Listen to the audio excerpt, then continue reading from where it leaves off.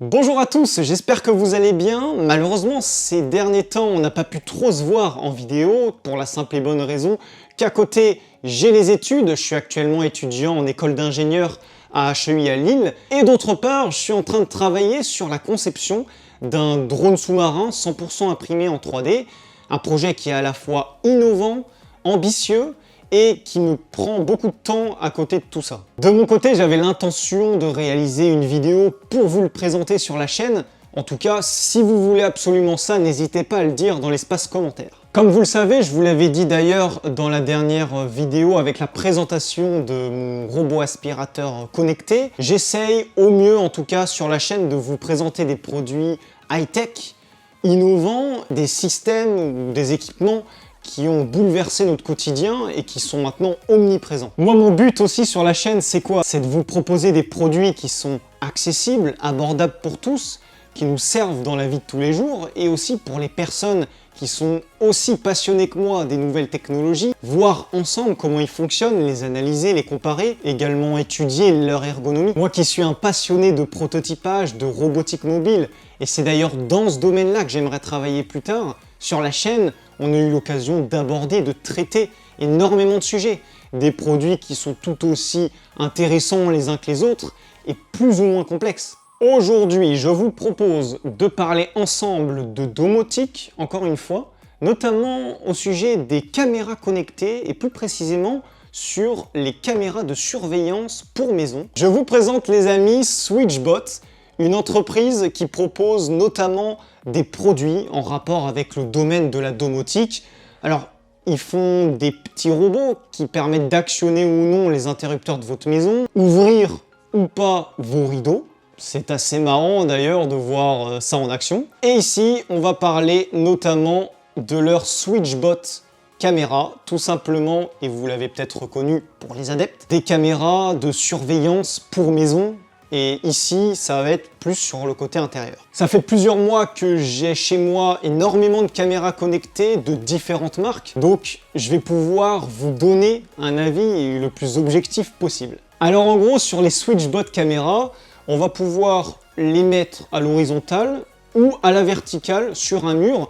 En fait, on a une accroche à la fois en dessous de la caméra et à l'arrière. Donc sur la face avant, on va retrouver l'objectif, le micro. Sur les côtés, un slot pour pouvoir insérer une micro SD et ainsi enregistrer du coup les photos ou les vidéos quand la caméra va détecter un intrus. Et puis à l'arrière, on va retrouver le bouton reset, un haut-parleur et puis une prise micro USB pour pouvoir alimenter notre caméra. Alors, je vais brancher la caméra sur secteur. Je l'ai déjà paramétrée à l'avance et elle est connectée à mon Wi-Fi. Donc, à ce niveau-là, c'est OK. Et il ne manque plus qu'à vous montrer comment elle fonctionne avec l'application qui va avec. Alors moi, ce que je trouve ultra pratique, ultra intéressant avec ce type de technologie, ce type de caméra, c'est que vous allez pouvoir avoir un retour vidéo en direct sur l'écran de votre smartphone, sur l'application qui est dédiée à cette caméra. Et à distance, vous pouvez voir en fait ce qu'elle voit, prendre des photos, des vidéos, mais aussi gérer la partie détection de mouvement, la mettre en veille à distance, etc. C'est un point en tout cas au niveau ergonomique que j'ai vraiment apprécié parce que toutes les caméras en tout cas ne proposent pas ça. Du coup, là je vous partage actuellement l'écran de mon smartphone. À l'avance, j'ai paramétré la caméra, je l'ai connectée à mon Wi-Fi et maintenant, sur l'application Switchbot Caméra, je peux la voir. Donc, caméra X, je clique dessus, ça récupère le flux vidéo et maintenant, je vois ce qu'elle voit en direct. Ce qui est intéressant ici, c'est qu'en haut, on peut changer la définition en fonction en fait, de votre débit. Si vous êtes à la campagne et que vous avez un débit pas ouf, je vous conseille de vous mettre en SD, donc en basse définition. Sinon, il y a le HD haute définition, si vous n'avez aucun problème là-dessus. En bas, on a un menu déroulant, on va pouvoir prendre une photo, une vidéo, activer votre micro si vous voulez parler à l'intrus qui est dans votre maison, par exemple. On peut activer ou non la détection de mouvement, mettre la caméra en mode nuit. En général, sur ce mode-là, j'ai mis en automatique, comme ça, dès qu'il fait nuit, elle active sa vision infrarouge et elle l'enlève quand elle capte le jour. Alors pour les sceptiques, on a un mode privé qui va mettre en veille votre caméra, hop, et je rappuie dessus pour l'enlever.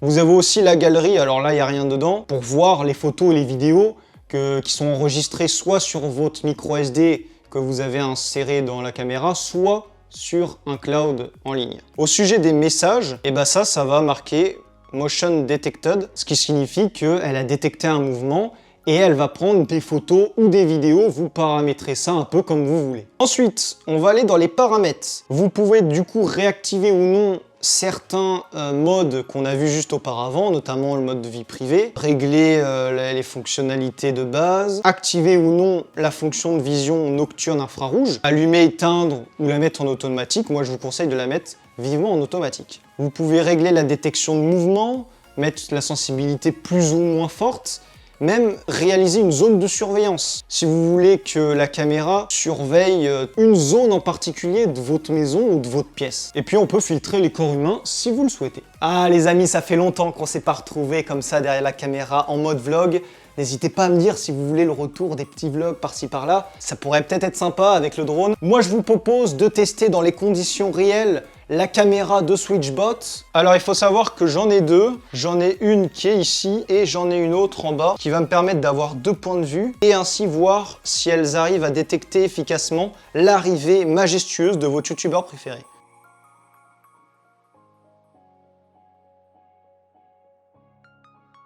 GIGN, personne ne bouge! Non, en vrai, là, je viens de voir, en l'espace de à peine 5 secondes, on a Motion Detected par la caméra X et Y, donc ça marche sans aucun problème. Je pense qu'on a fait à peu près le tour concernant le fonctionnement en fait de cette caméra avec l'application qui est dédiée. Moi, je suis quelqu'un qui me focalise pas mal sur l'ergonomie d'un produit. Parce que pour moi, quand on conçoit un produit, c'est pas juste pour le concevoir. Derrière, il est destiné à un utilisateur et cet utilisateur, quand il va utiliser ce produit, ça doit être intuitif et facile à utiliser. Ici, j'ai pas trouvé de gros problèmes, c'est assez intuitif. Et justement, c'est ça que je recherche quand j'achète un produit, ou quand j'en reçois gratuitement par les marques, par exemple. Mais c'est là-dessus que je vais juger ou non si un produit est bon ou pas. Après, évidemment, il y a la qualité du produit, la renommée de la marque, etc.